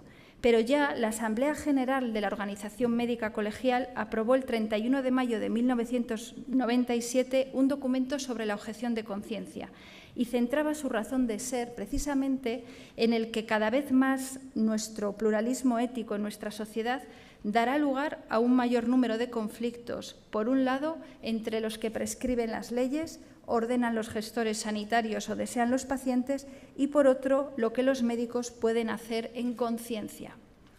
A nivel general, como digo, también la Asamblea Parlamentaria del Consejo de Europa, en su resolución 1763 de 2010, estableció una recomendación a todos los Estados miembros del Consejo de Europa y que decía: desarrollen marcos legales claros y completos que definan y regulen la objeción de conciencia en relación con los servicios médicos y la salud, sin perjuicio del cumplimiento de su obligación de asegurar el acceso a los servicios y prestaciones sanitarias admitidas por la ley y de proteger el derecho a la salud. De forma que, decía, se tiene que garantizar el derecho a la objeción de conciencia del personal sanitario, que se asegure también la información debida a los pacientes remitiéndoles a otro centro sanitario si fuera necesario. Y tercero, que se asegure que los pacientes reciben el tratamiento adecuado, sobre todo en casos de emergencia. El concepto jurídico de objeción de conciencia, aquí ya se ha hablado mucho y muy bien sobre este tema, consiste en manifestar la incompatibilidad entre los dictados de la conciencia individual y determinadas normas del ordenamiento jurídico al que la persona se encuentra sujeta, con objeto de ser eximida de llevarlas a cabo sin sufrir sanción. ¿Qué ocurre? ¿Basta cualquier oposición al cumplimiento de una norma sin alegar las razones que la sustentan? ¿Basta cualquier razón que el individuo considere legítimo para estar ante la objeción de conciencia? Si llegáramos a la conclusión de que cualquier razón del individuo bastaría para eximirnos del cumplimiento del derecho, pues estaríamos, permítame la expresión, fulminando el Estado de Derecho. Estaríamos tirando por tierra todo el trabajo y toda la división que se ha hecho siempre entre la moral y el derecho, entre la ética y el derecho. Y sería peligroso sobre todo porque el derecho tiene la función de garantizar la convivencia pacífica fundamentado en unos mínimos, como muy bien nos ha dicho siempre Adela Cortina. La objeción de conciencia en el ámbito sanitario tenemos que tener claro que no es un lugar adecuado para resolver conflictos derivados de controversias científicas, técnicas y profesionales. La objeción de conciencia se plantea para cuestiones de especial gravedad, por ser una excepción. Debe haber, como ya se ha dicho aquí, un principio moral por un lado y una norma jurídica vigente enfrentados. La objeción de conciencia es un derecho individual, también se ha dicho aquí. No es una representación de un colectivo que está en contra de una determinada norma, es un derecho individual. Otra cuestión de índole jurídica y que no ha salido todavía es, para saber si estamos o no ante una objeción de conciencia, es si es necesario que esté regulado por ley o no. Si es necesario una regulación específica, es decir, que haya una ley que permita esa objeción, o bien esa objeción de conciencia está amparada en el artículo 15 o en el artículo 16 de la Constitución, como ya se ha comentado. La jurisprudencia del Tribunal Constitucional, que hasta ahora es el único que ha dado algunos cauces por los cuales movernos en el ámbito de la salud respecto a la objeción de conciencia, tras comenzar declarando en sus primeras sentencias que se podía reconocer un derecho general a la objeción de conciencia fundamentado en el artículo 16.1 de la Constitución, pues ha pasado posteriormente, y además en una sentencia de 2007 resuelta en recurso de casación, a decir lo siguiente: los derechos fundamentales son directamente aplicables y la objeción de conciencia forma parte del derecho fundamental a la libertad ideológica y religiosa. Hasta ahí, igual que siempre. Pero ahora dice, si bien con carácter general, el Tribunal Constitucional ha declarado que el derecho a la libertad ideológica reconocido en el artículo 16 no resulta por sí solo suficiente para eximir a los ciudadanos por motivos de conciencia del cumplimiento de deberes legalmente establecidos. Es decir, se necesitaría una ley que recogiese en concreto la objeción de conciencia. Pues bien, con este inicio, ¿qué son las instrucciones previas y cómo se regula en ellas la objeción de conciencia? Ya hemos dicho que mi compañero de mesa y amigo de hace muchísimos años en estas lides de bioética ha dicho que en las instrucciones previas no hay objeción de conciencia. Bien, pues ya vamos a tener ahí una amigable discusión. Las voluntades anticipadas, testamento vital o las directrices previas, todos ustedes que además me consta que son especialmente amantes de la bioética, saben que en el artículo 11.1 de la Ley 41/2002 se establecen como un documento a través del cual una persona mayor de edad, capaz y libre, manifiesta anticipadamente su voluntad con objeto de que ésta se cumpla en el momento que llega a situaciones en cuyas circunstancias no sea capaz de expresarlos personalmente sobre los cuidados, el tratamiento de su salud o, una vez llegado el fallecimiento, sobre el destino de su cuerpo o de los órganos del mismo. El otorgante también del documento de instrucciones previas puede elegir un representante para que, llegado el caso, sirva como interlocutor para interpretar esas instrucciones previas. Bien, aquí el quid de la cuestión es qué es lo que se puede poner en esas instrucciones previas, cuál es el contenido, porque eso va a ser lo que después vaya a chocar o no con la conciencia del que tiene que aplicarlas. no viene tasado por ley, es decir, no se establecen unos supuestos concretos. Solamente se refiere a situaciones que tengan que ver con la salud, a instrucciones sobre tratamientos o cuidados respecto a su salud, cuestiones espirituales, valores personales, donación de órganos, atención domiciliaria, cuidados paliativos. El contenido puede ser muy amplio y, lo peor de todo, el contenido puede ser muy vago si la persona que hace esas instrucciones previas no recibe antes un diálogo con una persona del personal sanitario, con un médico que le asesore. ¿Cuáles son los límites? No se puede poner lo que uno quiera en las instrucciones previas, pero, como todos ustedes saben, las instrucciones previas se pueden dictar ante 3 testigos, que puede ser mi familia. Y las instrucciones previas se pueden inscribir en un registro.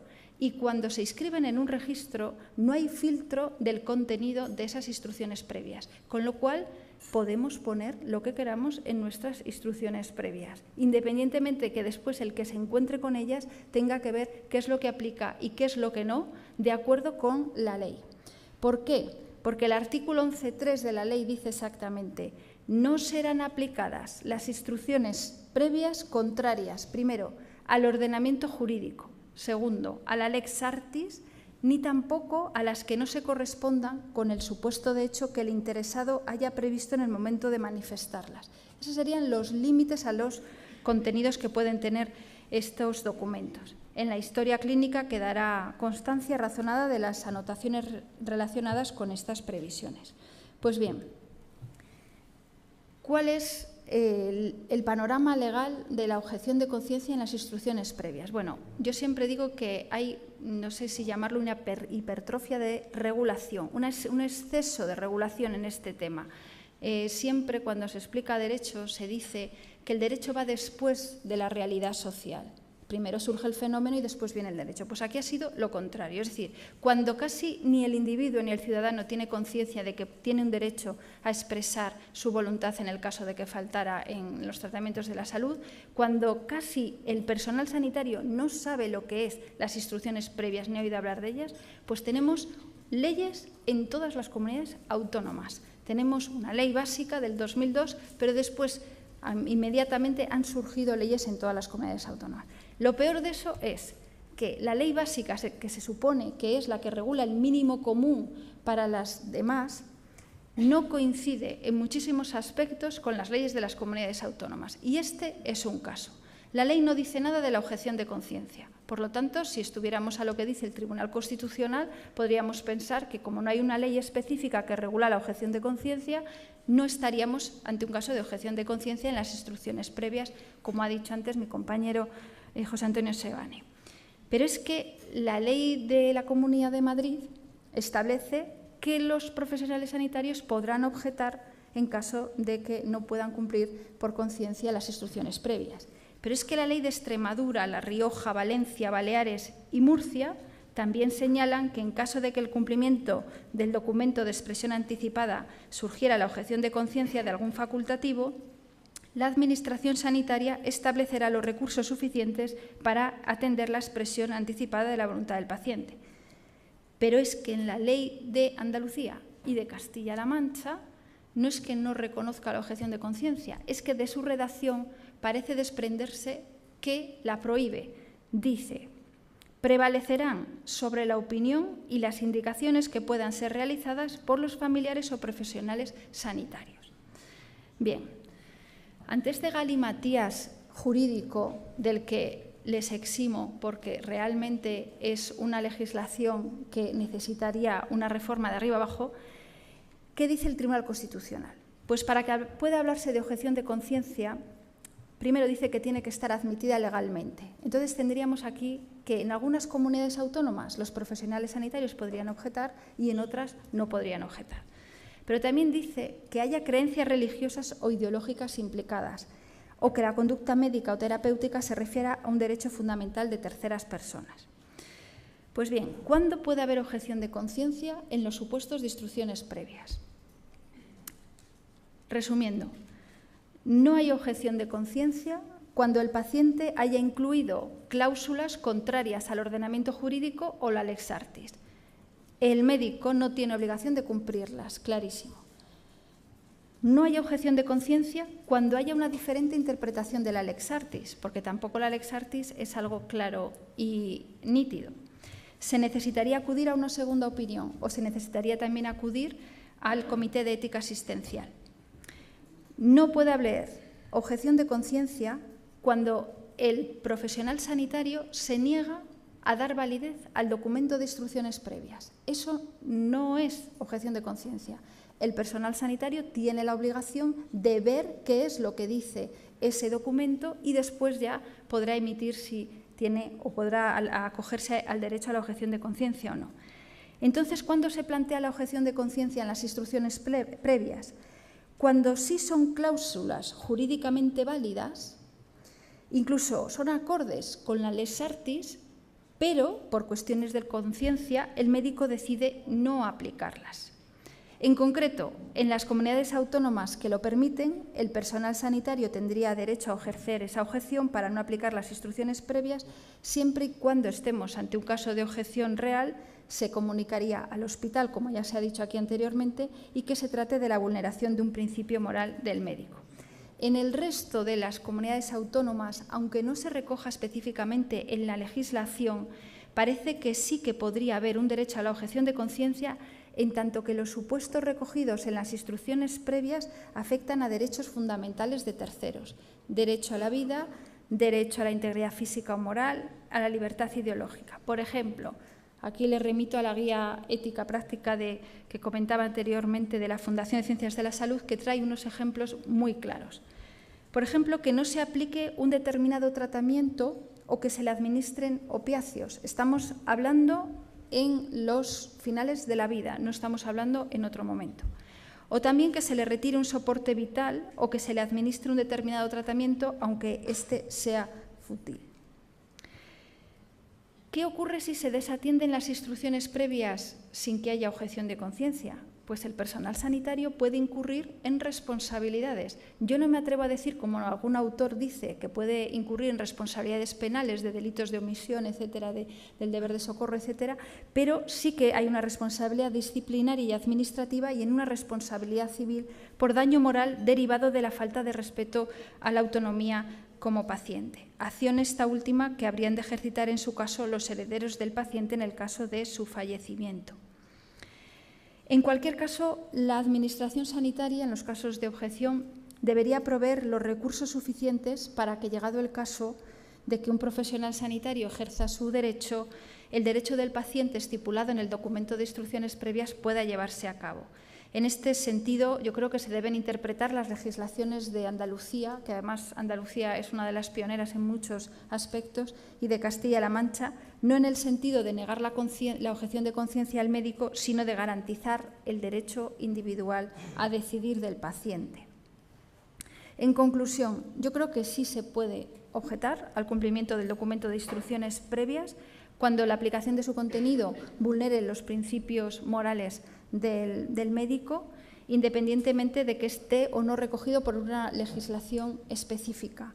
Abogaría, eso sí, porque la redacción de estos documentos se realice siempre en diálogo con el médico, a ser posible, con el que le va a tratar, o, si no, con los encargados del registro de instrucciones previas, que normalmente suelen ser médicos.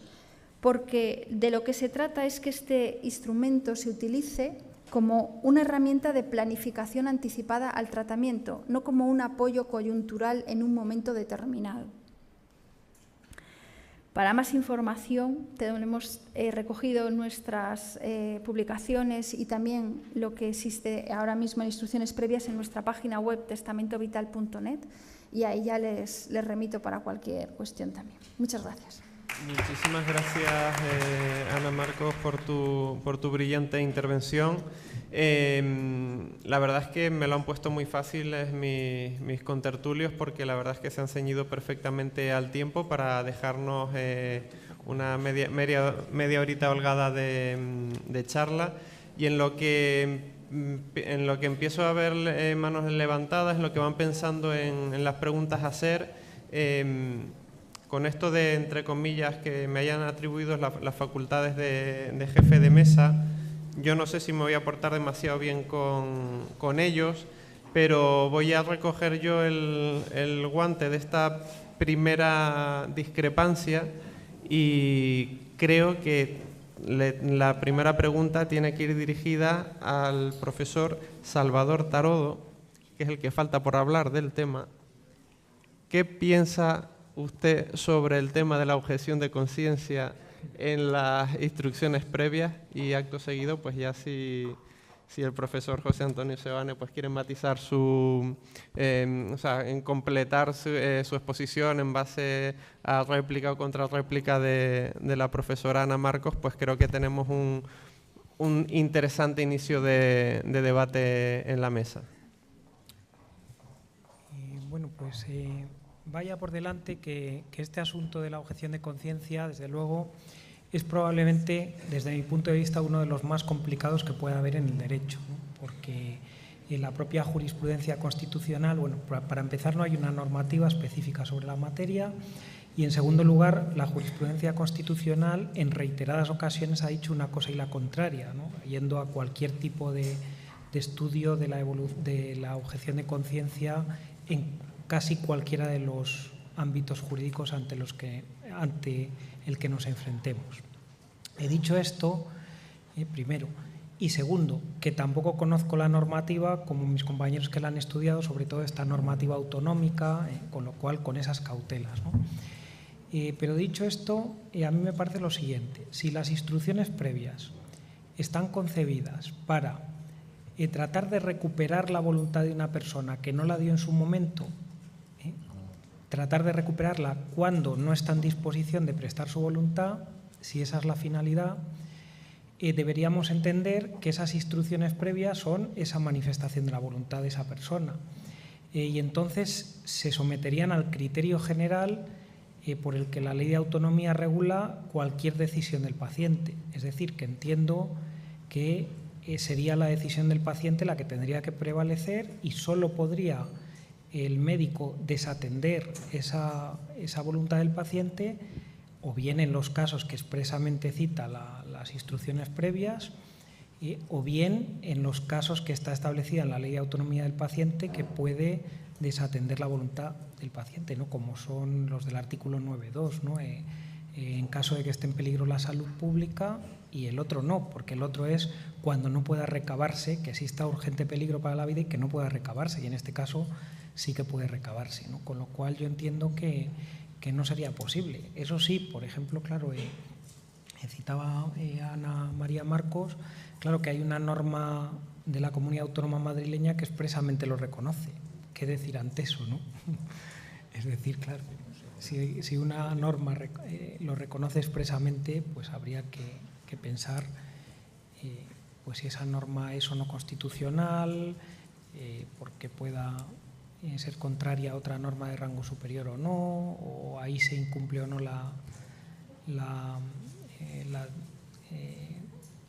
división competencial, ¿no?, entre diferentes órganos. Bueno, habría que analizarlo, pero bueno, si existe esa norma, claro. Gracias. Bueno, pues aprovecho para precisar lo que decía sobre las instrucciones previas. Y me reafirmo, quiero decir, no hay objeción de conciencia ante las instrucciones previas. Lo que puede haber es objeción de conciencia ante ciertos contenidos en las instrucciones previas, pero igual que si fuesen manifestados mediante el consentimiento informado. Las instrucciones previas son una forma de manifestar la voluntad del paciente cuando ya no lo puede hacer de forma autónoma, igual que el consentimiento es la forma de manifestación cuando el paciente lo puede hacer de forma autónoma en el momento presente. Son dos formas de manifestación de la voluntad que luego tienen ciertos contenidos. Si el contenido de las instrucciones previas es objeto o legitima la objeción de conciencia, lo será por su contenido, no por la forma de manifestación. Esa es la precisión que yo quería incluir. Si yo rechazo el tratamiento, el rechazo del tratamiento no es una objeción de conciencia. No cabe objeción de conciencia. El profesional tiene que respetar esa decisión autónoma. Si hay una limitación de esfuerzo terapéutico, esa es una decisión clínica y, por tanto, es algo que tiene que ver o no con alguna práctica clínica, no con la autonomía. Por tanto, tampoco hay objeción de conciencia. Si hay una decisión sobre sedación o cuidados paliativos, tampoco cabe objeción de conciencia.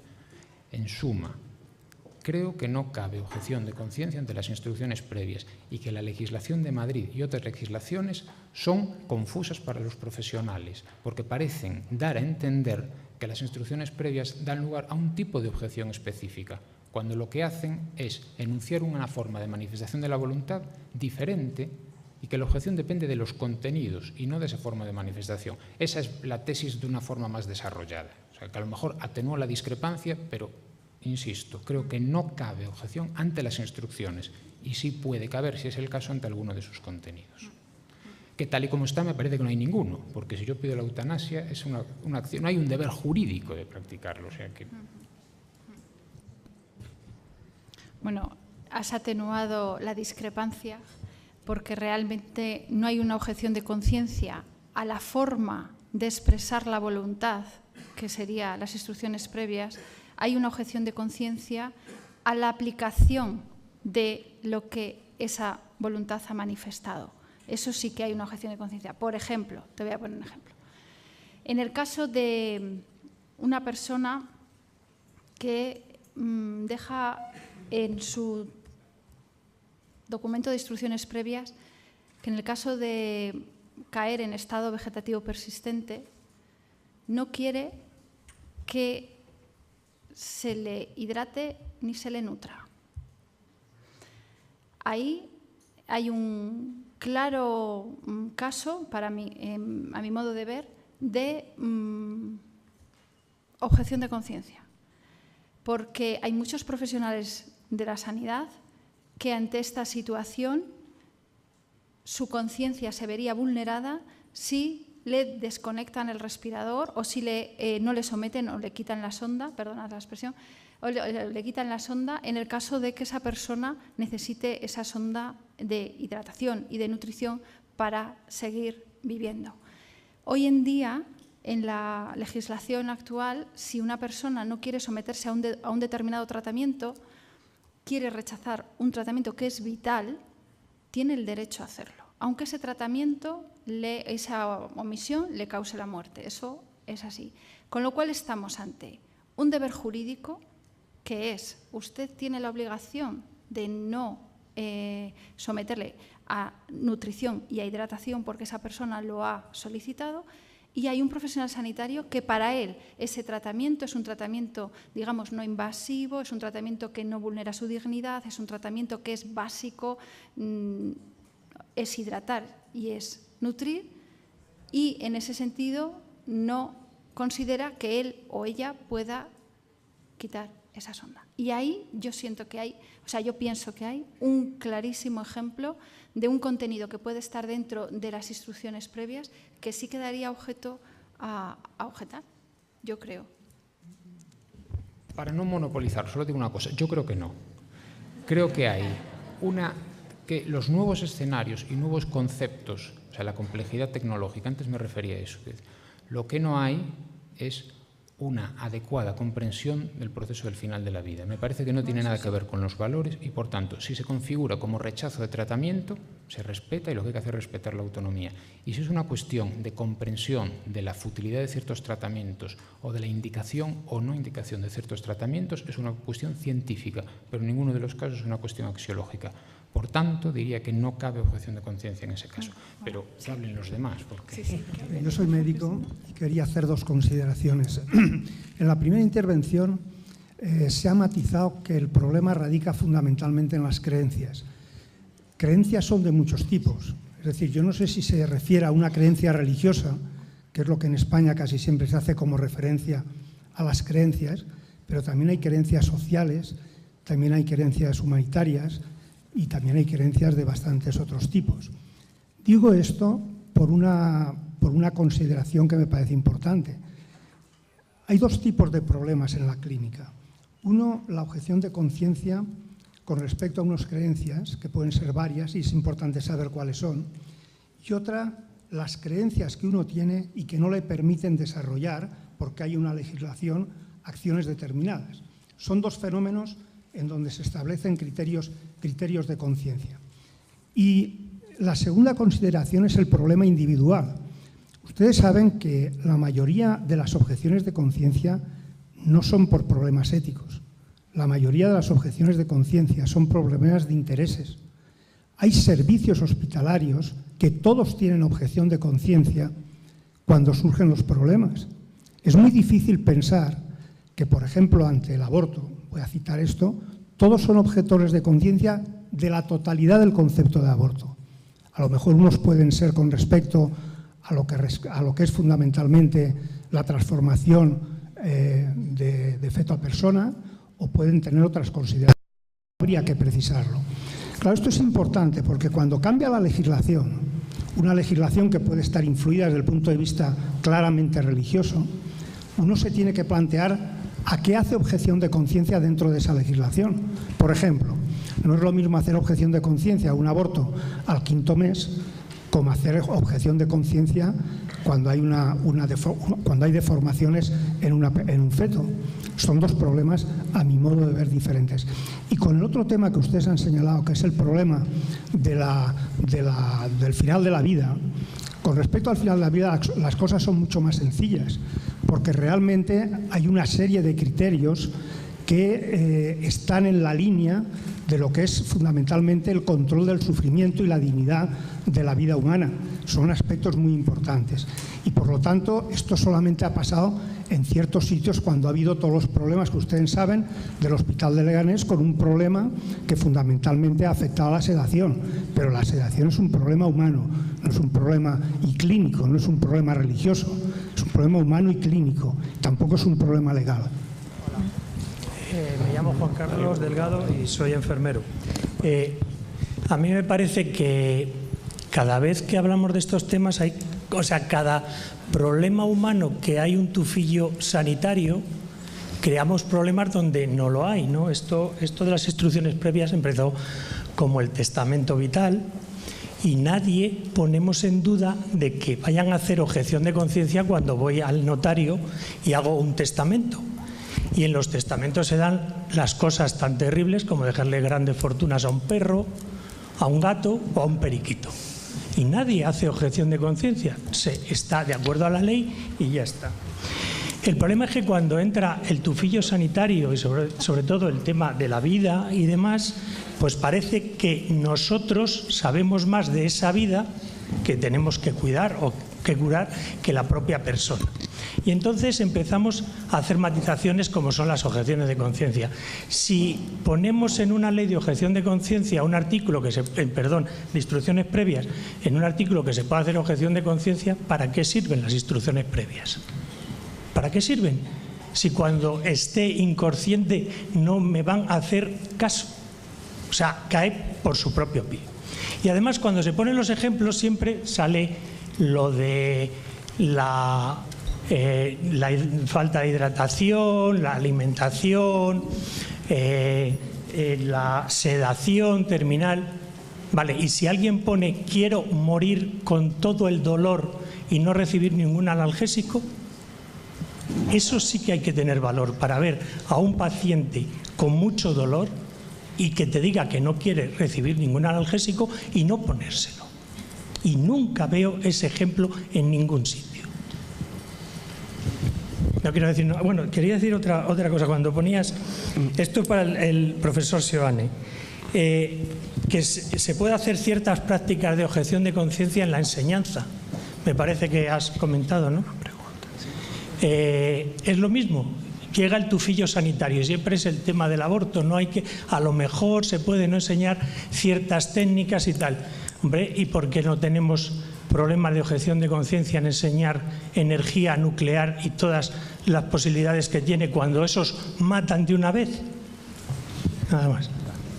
La ley dice bien claro que no se puede hacer un tipo de instrucción que sea contrario a la lex artis. Tu ejemplo, Ana Marcos, es un ejemplo que la lex artis decidiría. Yo soy psiquiatra y no sé si hay que hidratar o no a un paciente del final de su vida, pero efectivamente, si uno busca la casuística, te dirá si hay que hidratarle, si está en estado vegetativo o no. Si hay que hidratarle, se le hidrata y si no, no. Así que mi pregunta concreta era pedirte un ejemplo, por favor, que de verdad no tenga que ver ni con la lex artis ni con otra cosa, sino una posibilidad real de poder objetar a las instrucciones previas, porque me parece que es imposible.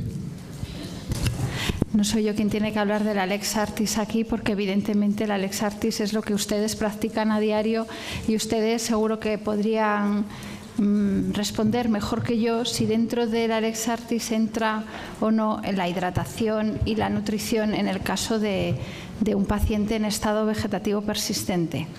El problema que hay es que en el caso de que no se le aplique esa hidratación y esa nutrición, el fallecimiento está asegurado. Y ese es el problema. Es que la cuestión es que si una persona sabe perfectamente que si no aplica un determinado tratamiento a su paciente, muere, hay personas, yo no sé, pero hay personas que consideran que eso va en contra de su conciencia. Y entonces, por ejemplo, sí, hay muchísimos casos. Hay, yo le diría, miles de casos de personas que están en estado vegetativo persistente y que hay una discusión acerca de si incluso ha llegado a los tribunales, pues en el caso de aquí de España, en el caso de Terry Schiavone, en el caso de Nancy Cruzan, en el caso de Kerinan Quinlan, es decir, que hubo unas disputas o unas discusiones entre familias y sentencias judiciales en primera instancia en el Tribunal Supremo en el que no estaban de acuerdo en si aplicarles o no el tratamiento que era hidratación y nutrición. Sí, yo creo que ese sí que es un caso claro de que entra dentro de la objeción de conciencia, para mí, pero vamos. Aquí están los que aplican todos los días la lex artis, entonces yo lo digo modestamente. No rehuyo la pregunta. A la enseñanza no cabe ningún tipo de objeción, ni a la del aborto, ni a la nuclear, ni nada. En eso estamos de acuerdo. Lo único que decía es que si cierta dimensión práctica de la enseñanza exigiera practicar una interrupción voluntaria del embarazo, igual que fuese en un proceso asistencial, si lo reconocemos en el proceso asistencial, tendría sentido pensar en la objeción en ese ejercicio práctico, pero la enseñanza teórica en absoluto. Al contrario, igual que decía que no a la información, diría sí a la enseñanza. Se debe conocer de todo para luego saber si procede o no y cómo evaluarlo. Sin conocerlo no tiene sentido evaluarlo. Por tanto, creo que estamos de acuerdo con eso. Respecto a la pregunta del primer conferenciante, desde luego que no hay, desde el punto de vista jurídico, ninguna distinción entre las creencias religiosas y las no religiosas. Es decir, que todas tienen que ser consideradas con el mismo valor y, es más, tampoco habría que hacer lo que socialmente alguna vez puede ser que se haga, ¿no? Poner como paradigma las creencias religiosas, ¿no? Desde luego que no. Estoy totalmente de acuerdo con usted. Existen cualquier otro tipo de creencias filosóficas, de agnósticos, de ateos, de cualquier tipo, ¿no? Filantrópicas, que tienen que ser exactamente igualmente recogidas que las creencias religiosas, ¿no? De hecho, el artículo 16 protege eso, las convicciones personales, con independencia de que sean religiosas o no, ¿no? El tenor literal del artículo es muy significativo, ¿no? Dice: se protege la libertad ideológica y religiosa. Y está tomado de la Constitución de Weimar, en la cual precisamente se acentúa eso, que lo protegido ahí es la ideología de la gente, con independencia de si esa ideología tiene elementos religiosos o no.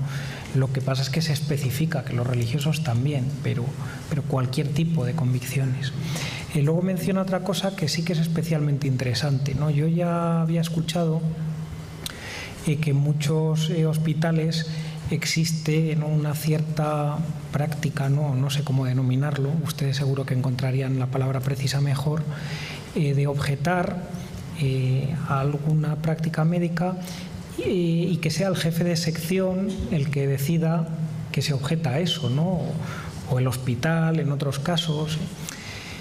Desde luego eso, desde mi punto de vista, bueno, aparte de que probablemente socialmente, moralmente no tenga bastante reprochable, desde el punto de vista jurídico no está contemplado. En nuestro ordenamiento jurídico no está contemplada la objeción de conciencia colectiva, es decir, que alguien decida por un servicio, por una institución. En nuestro ordenamiento jurídico la objeción de conciencia es personal, porque lo que se protege ahí son las convicciones personales de cada persona. Es decir, lo que se está intentando evitar es que uno no se vea obligado a actuar en contra de sus propias convicciones de forma que tenga que dejar de ser él mismo.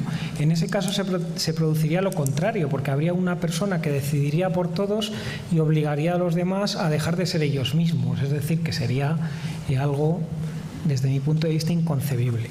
Existen otros ordenamientos jurídicos en los que sí que se recoge la objeción de conciencia colectiva.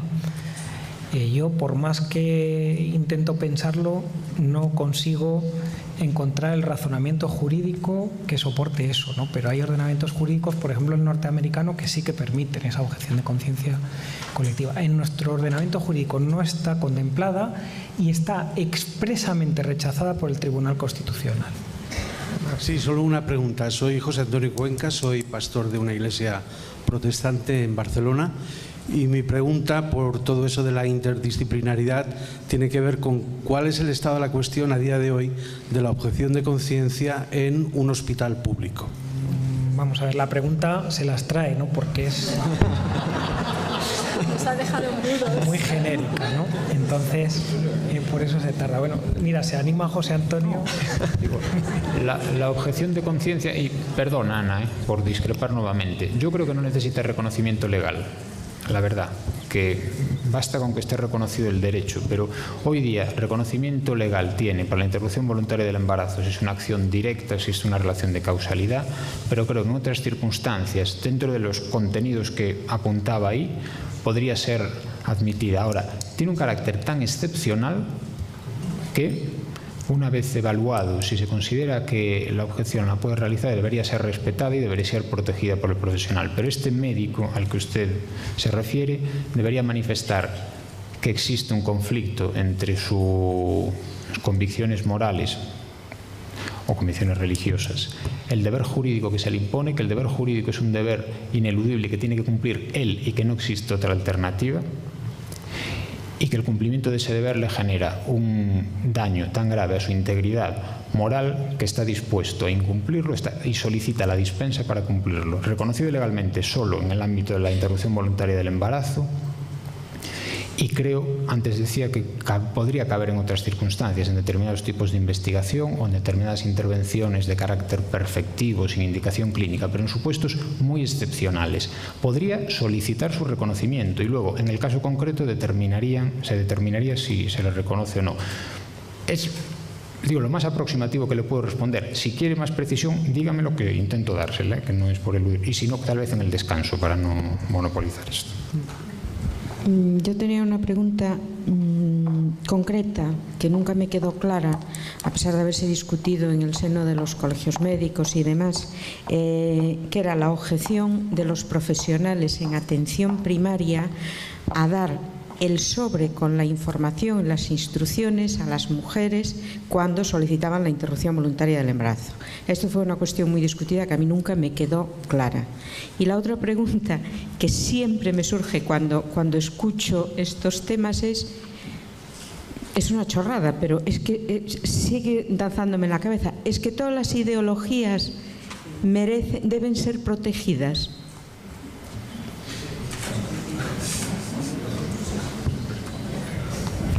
La primera pregunta, la objeción sobre la información.